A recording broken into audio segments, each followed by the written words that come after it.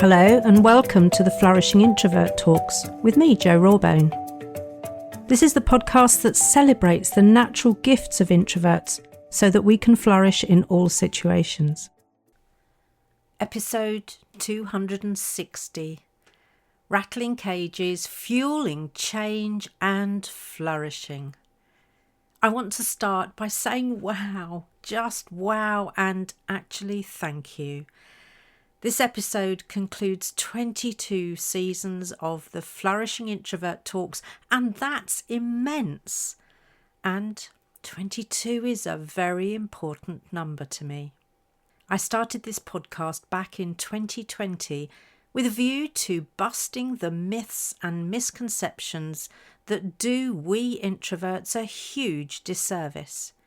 We only have to look around to recognise the role that introverted leaders have played in global and business success to know that those myths are a nonsense.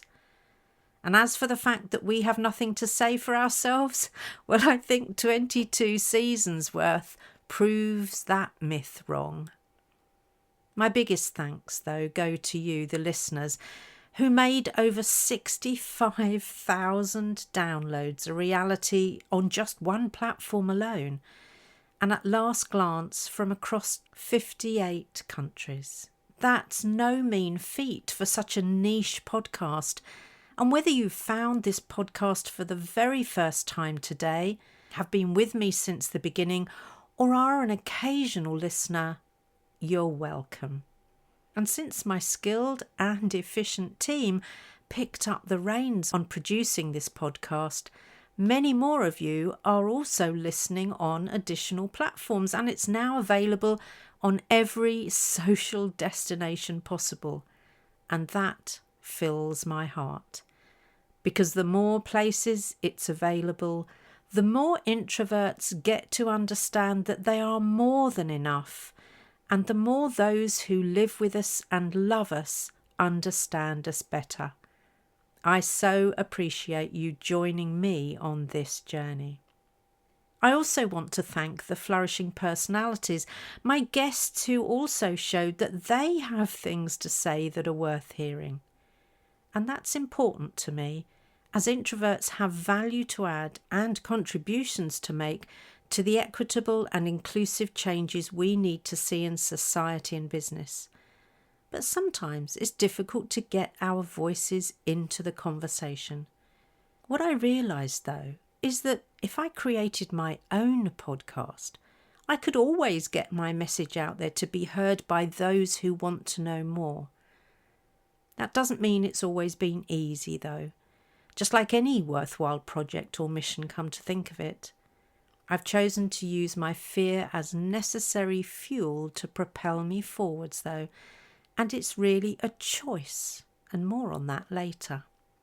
What makes the choice so much easier, even if I do feel a little bit sick and my legs are trembling, is knowing that my mission matters. It started when I got so mad at seeing we quieter ones overlooked and undervalued that I spoke up. And I continue to speak up and into forums that would rather I was quiet. I rattle the cages that restrain we introverts and make it so much harder to reach our potential. Being the positive bunny that I am, I always hope that the cages I mention are both unintentionally and unconsciously built. That is a case of my positivity streak, though, because I know that's not always the case. People have said to me when I've shared my mission, good luck with that, and not in an encouraging way, but in a defeatist way, that actually suggests that I'd be better off sitting down and shutting up. And I know my mission is huge. I'm under no illusion there, but that doesn't negate its value and benefits. Whilst we're already seeing some of the anticipated benefits, the majority will take much longer to realise than I have life left in me, and that's okay. I'm here creating movement, and a movement, come to that. This is about consistent effort to shift the bias and leave a legacy in people, as Peter Stropel reminds us. And of course I do this with positive intention in my calm, gently persuasive and occasionally sassy way. Quietly gutsy is a great description for the way I approach things and the way I approach people that I find challenging. The people I've always admired are the ones who show me who and how they are. I long since learned that what someone says they're about is often not backed up by what they do. For me, congruence, so the words and the deeds need to match. I really can't enable introverts to flourish if I'm not flourishing myself. I can't encourage them to use their voices if I'm not using mine. I can't show them how to be visible if I'm invisible. But I'm human, and because flourishing is a journey, not a destination, sometimes it will be a bit sketchier than others. What matters to me is that I am prepared to be vulnerable, so I share the ups and downs of my journey with you, my listeners, as well as with my clients. We're all human after all, and my intention is to help us all do, be, and feel the best we can. Flourishing is never about compromising who we are, but playing to our strengths as we learn and grow. I acknowledge that I've been on what I now refer to as the flourishing leg of my life's journey just for the past 10 years. Unusually for many women of my age, I have felt my most fulfilled, powerful and alive during these last 10 years. The invisibility of old age is not for me. Prior to that, as a lifelong learner, I'd been intentionally growing and developing since the early 80s, actually. I was a late developer who couldn't wait to leave school and has then studied both formally and informally ever since. Learning lights me up and fills me with joy. In those early days, though, my development choices were more what I felt I ought to do to help me fit in and get on in the business environment. Looking back, I felt a heaviness and a sense of obligation during those years. It's only latterly that the paths I've chosen are more aligned with my introverted temperament. I now understand that the quality of my contribution is way, way more valuable than aiming for quantity and volume. I mentioned earlier that I use my fear as fuel. I choose to turn and face fear in order to be able to use it as such. The thing I've found about fear is that I can either hide from it and use it as an excuse to stay safe but stuck, which is what I used to do, or I can turn to face it in order to make progress. Being quietly gutsy, there's usually only one option for me: turn and face the fear with a smile on my face and courage in my heart. Many of you will have heard about my trusty mantra, which is purpose plus passion trumps fear, and it serves me well to this day. And in case you're wondering, it hasn't always been this way. I had a serious lack of self-confidence and low self-esteem as a young adult, tinged with a serious dose of people-pleasing. So if you'd have told me back then that I'd be speaking on stages to over 1,000 people, calling out the bias when I see it and advocating for our rights and needs as introverts, I doubt I would have believed you. I still carried a degree of shame and even a little resentment that I'd been essentially excluded just for being me. Such was the stigma. But then that stigma transmuted into indignance at the injustice, which helped me to use my voice for the good of we introverts. It's only a couple of years ago that a very senior extroverted leader in one of my long-term clients pushed back in our conversation about the bias, saying, "Let's face it, Joe, extroverts are so much easier to get on with." Then, just a couple of weeks ago, I heard from the HR team in that organisation that in a meeting, this same senior extroverted leader said, "But what about the introverts? We need to make sure they're included." Now, that may sound like a small win, but it's bigger than many of you realise, and it really is progress. So I invite you to ask yourself this simple yet powerful question. What fears have you felt so strongly that they actually provide sufficient energy for you to use that fear as fuel? You see, a meh isn't going to cut it, but a fear born of injustice will. But is it okay that we're still facing this injustice, this insidious bias embedded in so many areas of our lives? I say absolutely not. And none of us can change this on our own, but collaboratively and collectively, as a sassy, courageous guild, we can work wonders. It's also part of the reason I want younger introverts to realise this at a much earlier age than I did. I'm not someone who does regrets, and yet I can't help but wonder how my life might have been if I'd have known that what made me different was my introversion and not some flaw or weakness. That's the main reason I created my book, Quiet is Fun Too. At one level, I see this as the beautifully illustrated book that it is for children to enjoy and eventually read themselves, but it's also a parental guide and a teaching resource. As a young child, I would always take myself to bed earlier than I needed to so that I could lose myself in my fantastical and magical books. That's what introverted children tend to do, and I wanted to provide them with a resource to help them know they are enough. They don't need fixing or to be louder. They need to learn how to love their difference. So as parents, siblings, caregivers, extended family members or teachers, I know we have a responsibility to understand the introverts in our midst better. I believe we have a duty of care to other humans, to appreciate our differences and look to where those differences make us stronger and united, not weaker and further divided. Do I sound a bit preachy? Then so be it. As I said earlier, having my own podcast means I get to say what I mean and when I choose.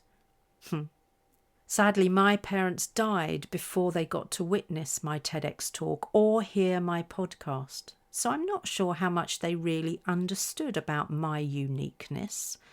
They always encouraged me to stand up for myself, and my father in particular was hot on saying what needed to be said and no more. He hated spin, exaggeration, and deception. He didn't have a good word to say about the people he called Twitterers, and that was long before the little blue bird, as was, existed. My dear father helped me to realise that being different does not mean being wrong or inadequate. When we value differences, whether it be age, gender, ethnicity, personality type, neurodiversity or neurodivergence for that matter, collectively, we are greater than the sum of the parts. It's not a lot to ask, although in today's divisive society it may feel it. Baby steps, everyone. Baby steps. All of which means this bias isn't going to disappear anytime soon. But that doesn't mean that staying focused on this change is not worth the effort. It's a matter of belief, and I, for one, believe wholeheartedly in this mission. It's why I'm still here, still talking, still rattling cages, and still advocating for we introverts. Understanding the nature of change in organisations as I do, I realise that it's going to take time for the oil tanker that is this bias to pick up the signal on its satellite radio before it even believes it needs to slow or change course. What stops the message being picked up and taken notice of, though? Well, one of the things that stops it is the current culture as perpetuated from the ship's captain down through the ranks. Even if the radio operator understands the message and believes in it, lone operators have to pick their moment so they're not accused of insubordination or of being a mutineer. You have to be pretty ballsy to be prepared to walk the gangplank in front of your peers. Then there's the predictable and natural resistance to change. Part of the problem is that those who created the biased processes are loath to give them up or see them changed, and they often take a suggestion to change as a personal criticism. There's a real paradox here, as we're hardwired for growth and almost equally suspicious of change that's not of our own making. Overcoming this is not for the faint-hearted, and fortunately I have loads of tools in my tool bag to assist me with this, so I'm better equipped than most to be a positive disruptor and take the ranks with me. I'm done with playing small and safe, as that's not how progress is made. That way complacency and stagnation lie. In order to interrupt the norms so the bias tilts and then shifts, I need to keep speaking out. For me, that's why I continue to have uncomfortable conversations with business leaders in ways that rattle their cages. That's the best way for me to flourish as an introvert right now, even though I know there will be peaks and valleys on the road ahead. I say, bring them on. It helps that I do what I can to anticipate the challenges and the pushbacks, so I know how best to respond. Once a project manager, always a project manager. I know I will come up against real resistance that often originates from fear, so I need to be able to stay focused as I persuasively change the mindsets of the stuck. I need to keep using my mantra of purpose plus passion trumps fear, because I know there will be times when I feel afraid. When the big beasts in an organisation rear up aggressively, baring their teeth menacingly, I need to stand my ground to show that in spite of being fearful, I'm still prepared to speak out about my mission. My intention is to continue to remain focused and committed in my quietly gutsy way. Resilience will be my trusty weapon, and boundaries my strongest armour as I continue on with the fight. Hark at me and my fighting talk, the biggest, softest pacifist I know. But I am creating a legacy to leave in others, from the youngest generations to the oldest, and they in turn will tilt the bias still further. I do have my moments where I wonder if anyone is listening, and then I receive unsolicited feedback, and I've had occasions where strangers approach me at a conference to tell me what a difference I've made to them. Those ready to flourish and help others to do so are listening and taking action. So with the help of my team, I'll keep being visible as I share my clear message unwaveringly. Here's my commitment to you. I promise you my patience, persistence and resilience. For now, though, I'll leave you with my heartfelt thanks for tuning into this episode and any others, and for sharing your reviews and feedback as it resources me to keep going. These 22 seasons have been revealing for me, and I'm learning and sharing all of the time. So here's to the next 22 and the continued tilting of the bias as it levels towards we introverts. If you enjoyed this episode as much as I did, then please subscribe, rate us and leave a comment, because we know that helps other people find the podcast. And if other people find us, other introverts can flourish. You are listening to an Intentional Media Production podcast.